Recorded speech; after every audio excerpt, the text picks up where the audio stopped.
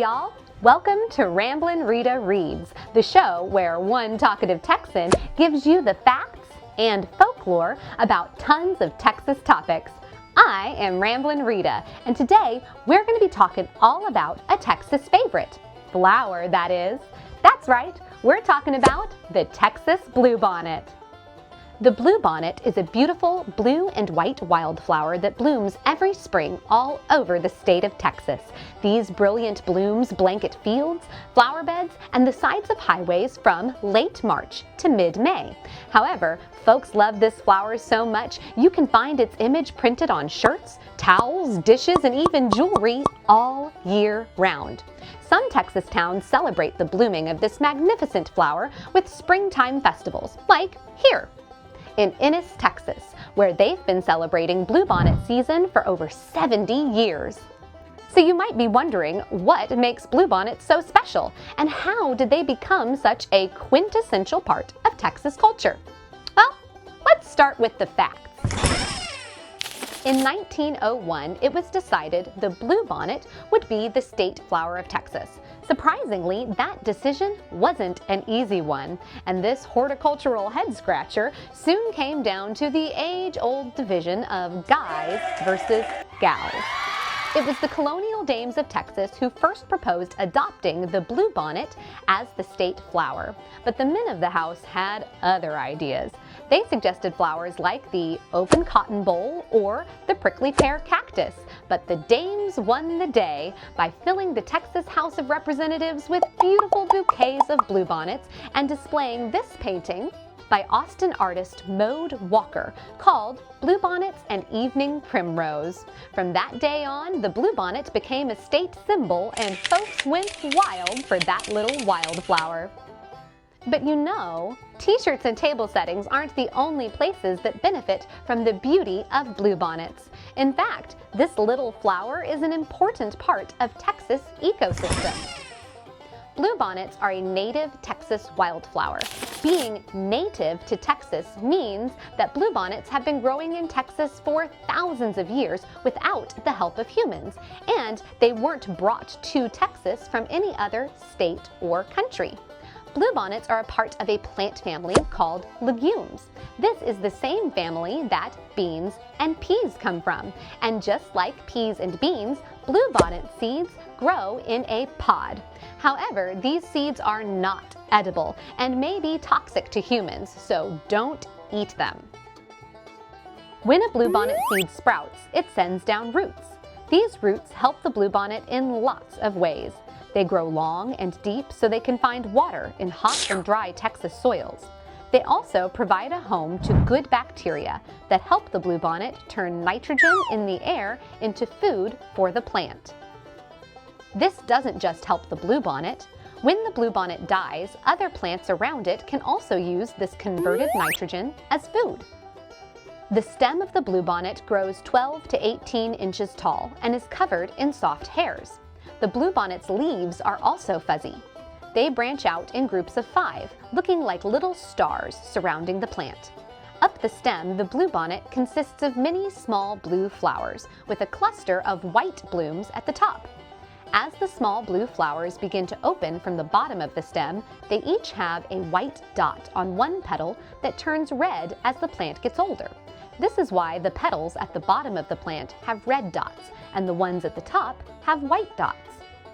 Bluebonnet flowers provide a food source for pollinators, insects like bees and butterflies, and are the host plant for the gray hairstreak butterfly, meaning these butterflies lay their eggs on the bluebonnet so the larva or caterpillar can eat the leaves. Some larger animals may snack on bluebonnets as well. Critters like rabbits, deer, goats, and sheep can be found nibbling on the fuzzy foliage. Now I can hear y'all shouting, "Wait a minute, Rita, what about buffalo? Don't buffalo like to eat bluebonnets? Isn't that why they're called buffalo clover?" And yes, while buffalo clover is a common name for bluebonnets, it is actually a myth that buffalo enjoy eating them. Like many flowers, Texas bluebonnets have several different names. Their scientific name is Lupinus texensis. Lupin in Latin means wolf, leading to another common name for bluebonnets, wolf flower. And no, wolves don't like eating them either. In Spanish, bluebonnets are called conejo, which means rabbit. And sure enough, if you look out over a field of bluebonnets, their little white blooms might just remind you of little white bunny tails. But rabbits weren't the only thing people were reminded of when naming bluebonnets. In fact, you might just see it too. If you look very closely at the individual flowers on the bluebonnet, you might just see a small blue bonnet, like the ones worn by pioneer women as they traveled across Texas in the 1800s. As you can see, naming flowers isn't always scientific, and neither is explaining how those flowers came to be here in the first place. Cultures all over the world have stories that explain how flowers, animals, and other natural phenomena came to be.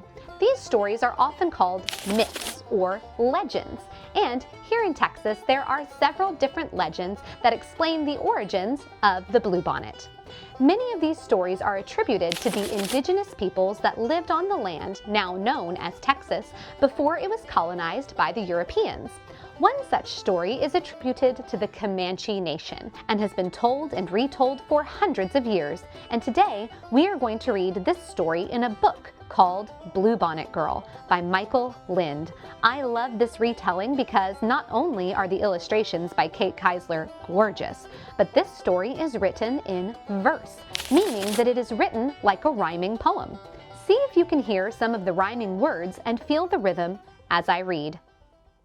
Bluebonnet Girl by Michael Lind, illustrated by Kate Keisler. Come every spring the bluebonnets cling to prairies the showers renew. The brush of the rain makes the bluebonnets stain the land with their very own hue. Come every spring the bluebonnets cling to prairies the showers renew. Come gather near, settle down, and you'll hear of how the first bluebonnets grew. Long ago, the people dwelled amid the prairie grass. They camped wherever drifting herds of buffalo would mass. The roving bison would provide their meat and roof them with its hide. Content, the people lived their lives and watched the seasons pass. But then one summer brought a drought. The buffalo dispersed. The people, like the beasts and birds, grew thin and weak with thirst. The people prayed and wondered why the spirits made the world so dry. Was all this meant to punish them? Why had they been so cursed? One old warrior who was called Spirit Talker went alone where the rattler shook and crawled through the maze of bison bone. To the north he turned, he raised up the pipe as he addressed spirits of the earth. He faced north and south and east and west. What old Spirit Talker learned, all were told when he returned. This is the message the spirits gave to me on the heights. This is the answer they gave me for praying 3 days and 3 nights. My people, the drought that afflicts us is punishing us for our greed. Too long in the plentiful seasons, we've taken much more than we need. Whatever you own that you treasure, what you will not trade for a price, that you must toss in the campfire, that you must sacrifice. The warrior named Little Bison thought, why should I sacrifice my bird-bone vest? No other like it can be made or bought. When others act, then I will join the rest, but I won't be the first to try this test. Beside him, River Crane was looking down. The moccasin she held made neighbors stare at their lovely beadwork. With a frown, she thought, give up my shoes? It isn't fair. A gift like that would be more than my share. Returning Wolf had been foremost among the people in peace or in war. Of 3 wives and 8 children he could boast. His teepees looked the tallest from afar. His dogs would win when all the dogs would spar. More than the others in the crowd, he had good reason to be proud. Above all else, he loved his leather shield. This was the prize returning wolf had fetched. To him a mystic vision had revealed the floating eagle he had neatly sketched upon the shield. Its curving rim was fletched with eagle feathers and a claw, like those worn by the bird he saw.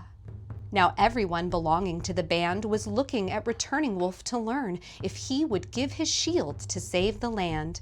He raised his trophy up as though he planned to hurl it down and watch the leather burn. Instead, he sank his shield and head and walked away from those he led. The people one by one departed from the fire. No offering was made to feed the waning pyre. One took away a lance, another took a bow. One took away a shell, and one an eagle's toe. One walked home with a rock, one went home with a sled. One took a cradle board, departing with bowed head. Soon Spirit Talker stood alone beside the flame. Then he too took his pipe and stole away in shame. Across the west, the sun, a red confusion spread. The shadows pressed together till the camp was still. No dog barked, no firewood sparked. Deep in the bluish night, a solemn little girl pushed back a teepee's curl. The stars were crowded tight as wood grains overhead. The fire was nearly dead. As tilting cinders blotched, the girl knelt down and watched. She clutched a doll of hide and wood that wore a bonnet, a soft hood of blue jay feathers. Night and day, in sleep, at meals, in naps and play, the doll had kept her company. No greater offering could there be. A dry wind rustled through a grassy tuft. The doll was lowered till its feathered cap was resting on an ember. Soon it puffed. The fire awoke. A sizzle and a snap, the feathers on the bonnet, bright and blue, caught fire. Away into the night they flew.